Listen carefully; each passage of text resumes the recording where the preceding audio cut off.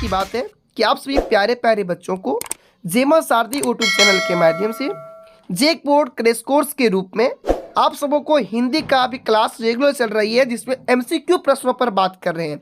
और इस प्रकार हम लोगों ने चैप्टर 1 से लेकर के 7 तक पूरे VVI सभी एमसीक्यू प्रश्न को अच्छी तरह से देख लिए हैं। और अब देखने वाले हैं चैप्टर 8 का, जिस चैप्टर का नाम है कन्यादान। तो चलिए फटाफट इस चैप्टर को भी देख लेते हैं और याद करने का प्रयास भी करते हैं। चलिए फर्स्ट प्रश्न है, कन्यादान कविता के कवि कौन है? जो कन्यादान कविता है उनके कवि कौन है? तो उनके कवि हैं ऋतु राज। कौन है? ऋतु राज। अगला है, तुर्कों और कुछ लेबंद पंक्तियों से क्या आशय है? तो इसका जवाब होगा कि अस्पष्ट बात को समझना। अगला है, लड़की की माँ को लड़की में किन दुखों की चिंता है? तो संभावित। किसकी है? संभावित दुखों की चिंता है। अगला है, कन्यादान कविता के आधार पर बताइए कि किसके प्रति नारी का आकर्षण स्वाभाविक होता है?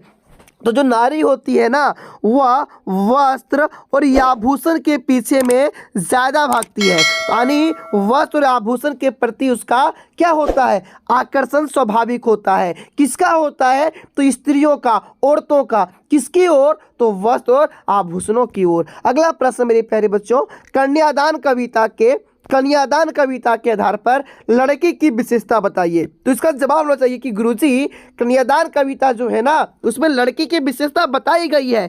क्या बताई गई है? तो गुरुजी, सरल होना बताया गया है। और क्या बताया गया है?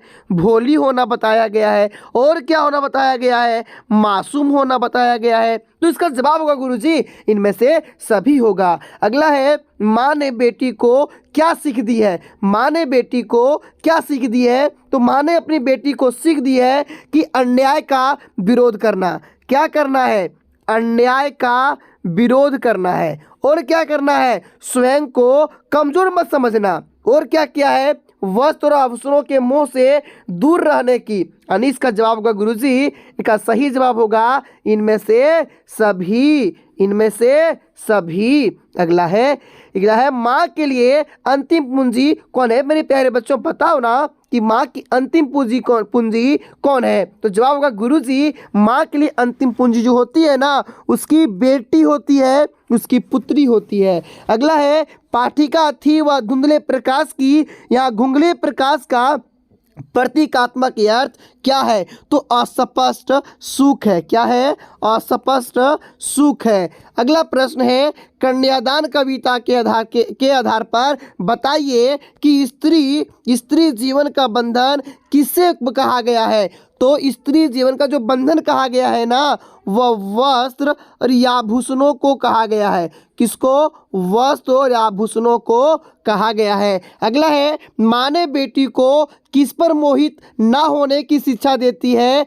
तो सुंदरता पर। किस पर? सुंदरता पर। यानी स्त्री कितना भी अधिक सुंदर क्यों ना हो, उसे अपने सुंदरता के पीछे नहीं भागना चाहिए। अगला है, माँ ने वस्त्र और आभूषण को उसी जीवन के लिए क्या माना है? जो माँ है ना, माँ ने वस्त्र और आभूषण के स्त्री जीवन के लिए बंधन माना है। क्या माना है? बंधन माना है। अगला है, निम्नलिखित में से क्या बेटी की चारित्रिक विशेषताएं नहीं है?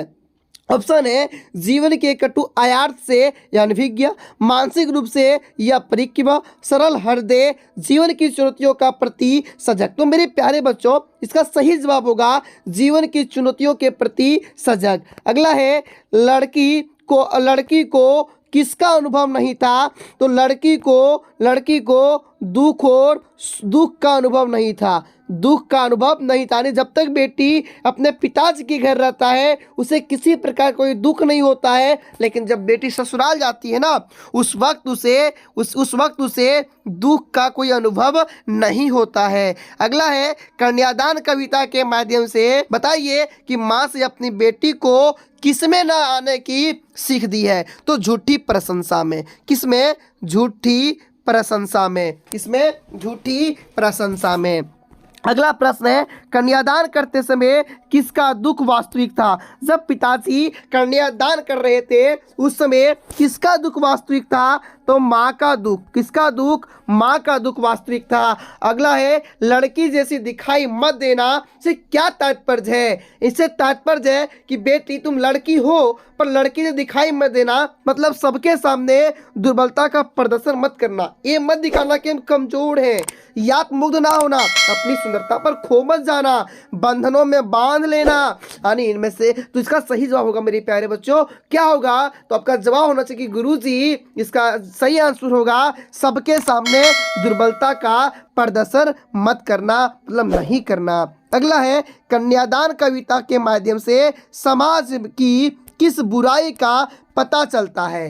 यानी जो कन्यादान कविता है ना, इससे समाज की किस बुराई का पता चलता है? तो महिला उत्पीड़न का, महिला उत्पीड़न का, महिला उत्पीड़न का। अगला है दुख बांचना शब्द में निहित अर्थ क्या है? यानी जीवन में आने वाले दुखों को समझ ना होना। अगला है कितना प्रामाणिक था उसका दुख पंक्ति में, उसका शब्द किसके लिए प्रयुक्त हुआ है? तो उसका शब्द है ना, उसका शब्द लड़की की माँ के लिए प्रयुक्त हुआ है, लड़की की माँ के लिए प्रयुक्त हुआ है। और आपका अगला प्रश्न है कन्यादान कविता में आग के माध्यम से समाज की किस समस्या की ओर संकेत किया गया है? तो इसमें आपका जवाब होना चाहिए गुरुजी, इसका सही जवाब हो जाएगा दहेज प्रथा। दहेज प्रथा क्या हो जाएगा? दहेज प्रथा। चलिए मेरे प्यारे बच्चा, बहुत खुशी की बात है, इस प्रकार हम लोगों ने क्लास 10 के क्षितिज बुक से